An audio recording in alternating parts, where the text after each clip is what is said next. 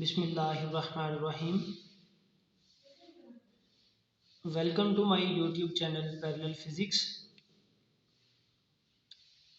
I am solving numerical problems from physics book by Halliday Resnick Crane. The numerical that I am going to solve in this lecture is two identical conducting spheres 1 and 2. Conducting spheres, they can conduct charge can flow through them. Sphere 1 and 2 carry equal amounts of charge and are fixed a distance apart. Both charges are fixed at their position. To solve any numerical, it is very important to completely understand the statement. So basically, I first focus on statement and on key points given in the statement of numerical. So two identical conducting spheres. They are named as 1 and 2 and they are fixed at their distances. Their positions are fixed and both spheres carry equal amount of charge. So I can diagrammically show this as, suppose this is charge 1, this is sphere 1 having charge q1, and suppose this is sphere 2 having charge q2. And let us suppose that distance between these two conducting spheres is r. As both spheres carry equal amount of charge, so I can write it as charge q1 is equal to charge q2 is equal to q. Now the spheres repel each other with an electrical force of 88 millinewtons. Both spheres repel each other, it means they have same kind of charge, and force with which they repel each other is F is equal to 88 millinewtons. Suppose now that a third identical sphere 3 having an insulating handle and initially uncharged. A new sphere 3 that is initially uncharged is touched first to sphere 1 then to sphere 2. Now this states that uh, sphere 1 is touched by a sphere 3. This is sphere 1 and this is sphere 3. It has an insulating handle. This handle is insulating and this sphere is initially uncharged. It has charge 0 and this sphere initially has charge q.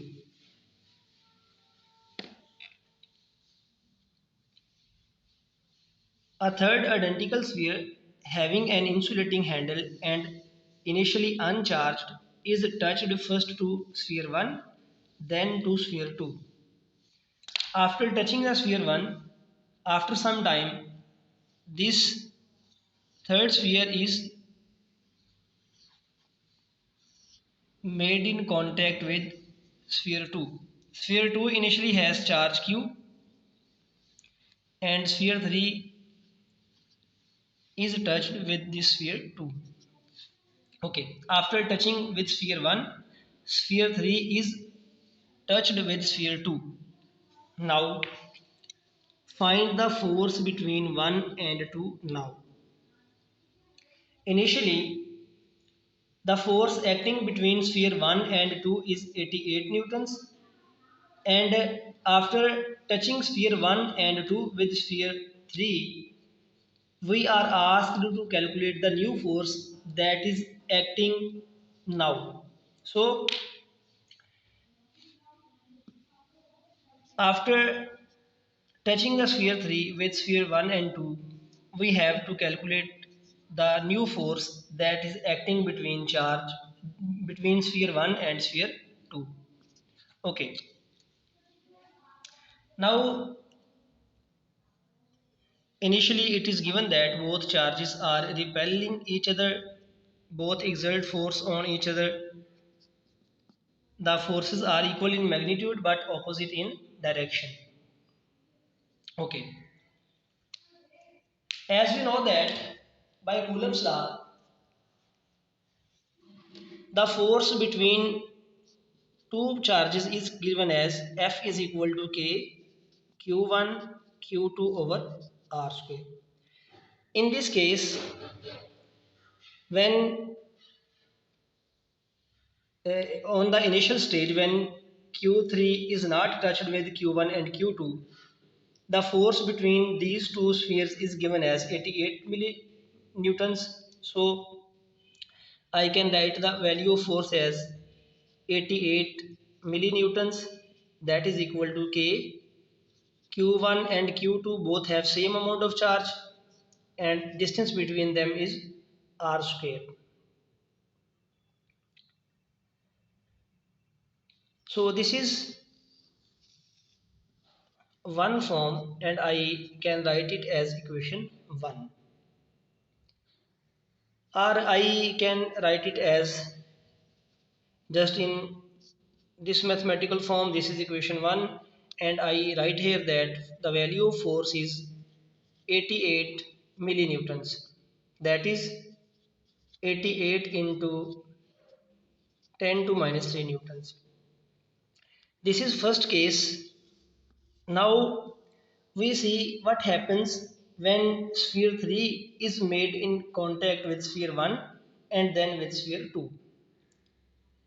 As initially sphere 1 has charge q and sphere 3 has 0 charge, when both these spheres are made into contact with each other, because both are conducting spheres, so charge from sphere 1 flows to sphere 3 and after some time sphere 1 and sphere 3 come into equilibrium and both have same amount of charge. In a conducting sphere, when two conducting spheres are made into contact with each other, charge can flow from one to another. So the average amount of charge that sphere 1 and 3 carry after having contact with each other is, the average amount of charge is 0 plus q over 2. Sphere 3 carries 0 charge, sphere 1 carries charge q. The average charge after contact is q by 2. So now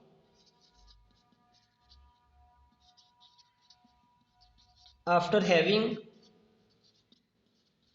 contact with sphere 3, sphere 1 has charge, that is q by 2.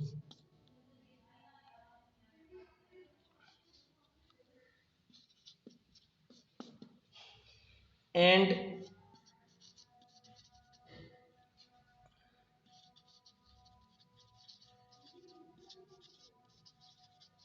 charge on sphere 3 is equal to q by 2. Now that consider that charge sphere 3 is touched with sphere 2. Sphere 3 carries charge q by 2 and sphere 2 carries charge q. Because both are conducting spheres, so charge flows from sphere 2 to sphere 3 and after some time both spheres come into equilibrium and both carry equal amount of charge. So the average charge on each sphere after having contact with each other is given as, average charge on sphere 3 and sphere 2 is sphere 3 carries charge q by 2 and charge on sphere 2 is equal to q. To calculate average, we divide their sum by 2, that is equal to q plus 2q over 2 divided by 2. So it comes out to be 3q over 4. This is amount of charge on sphere 2, that is equal to 3q over 4. So I can write now as charge on sphere 1, that is q1 is equal to q by 2, and charge on sphere 2, that is named as q2 is equal to 3q over 4, that is charge q1 and charge q2, they are separated by distance r. In this case, the force acting between sphere 1 and sphere 2 is calculated by Coulomb's law as F is equal to, we name this force as F prime. F prime is equal to K Q1 Q2 over R square. Now in this case, the value of Q1 is Q by 2 and value of Q3 is 3Q by 4 divided by R square. This is equal to K Q square over R square, and multiplying these numbers we get this is equal to 3 by 8. So now the force F prime is 3 by 8 K Q square over R square, and we know that the force between two spheres before they make contact with sphere 3 is F is equal to K. Q1 and Q2 are equal charges, so this becomes Q square over R square. This is force acting on spheres before making contact with sphere 3, and this is the force acting between spheres after making contact with sphere 3. So comparing equation 2 and 3, or I can say that putting the value of equation 2 in equation 3, we get that F prime is equal to 3 by 8 times of original force F, and force is given as 88 into 10 to minus 3 newtons. So new force is equal to 3 by 8 into 88 millinewtons, and that is equal to 3 into 11 means 33 into 10 to minus 3. So the required force is 33 millinewtons. So this is the solution of our numerical problem. The force between spheres decreases as some charge from sphere 1 and some amount of charge sphere 2 is transferred to sphere 3. So the magnitude of charge on sphere 1 and sphere 2 decreases while charges are fixed at their positions, so distance remains constant, and as distance remains constant the amount of charge decreases, so according to Coulomb's law force also decreases.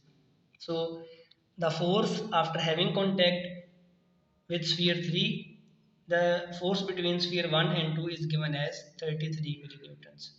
That is the required solution of our numerical problem.